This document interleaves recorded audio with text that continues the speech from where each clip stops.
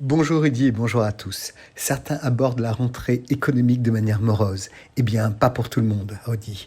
Des grandes entreprises françaises enregistrent des profits records, que ce soit Total, CMA ou encore LVMH. Une question se pose alors dans un contexte de crise. Faut-il taxer les super profits en France ? C'est le débat qui divise la classe politique en ce moment. Mais d'abord, quand on parle de super profits, Rudy, de quoi parle-t-on ? La notion de super profit, qui n'est en réalité pas vraiment définie en économie, désigne des profits considérables qui ont été réalisés par des entreprises. Ces bénéfices ont ainsi été réalisés en raison d'une conjoncture indépendante des entreprises, comme la guerre que nous connaissons actuellement et le contexte inflationniste. Total Energy a annoncé par exemple fin juillet un bénéfice de 5,6 milliards d'euros au deuxième trimestre 2022, soit un boom de 159% sur un an, grâce à la hausse notamment des prix du pétrole et du gaz. Parallèlement, la flambée des prix de l'énergie plonge des millions de ménages dans la précarité et fait dépenser aux États des sommes considérables.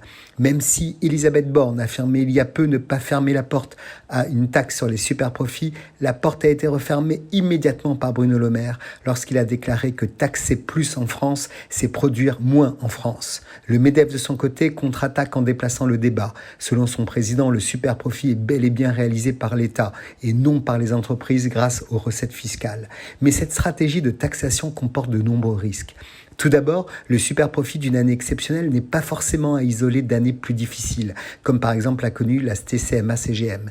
Les profits d'aujourd'hui sont des investissements de demain, disait Schmitt très justement.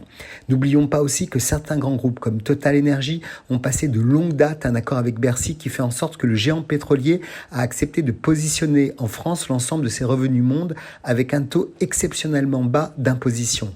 Enfin, on ne peut pas occulter qu'il existe de larges opportunités, si besoin, pour des groupes français privés de déplacer leur siège au Luxembourg ou en Irlande par exemple, qui ont des taxations plus réduites et sans que l'État français n'ait son mot à dire. Tant que la politique fiscale n'est pas harmonisée en Europe, chaque État doit faire preuve de compétitivité pour conserver les fleurons de l'économie de son pays. Les expériences des pays qui ont tenté de taxer les hauts profits depuis les États-Unis des années 30 n'ont jamais été propices et au contraire ont rallongé la crise. Comme on le voit, Rudy, ces agitations sont plus politiques pour aller chercher les voix du groupe de l'Union de la gauche que de réalité économique immédiate, même s'il est encore regrettable de faire opposition encore en France entre la réussite de groupes majeurs et les difficultés du plus grand nombre, alors qu'en réalité, l'un est pourvoyeur d'emplois et donc de croissance pour les plus démunis. Très souvent, Rudy. Très bonne semaine à tous.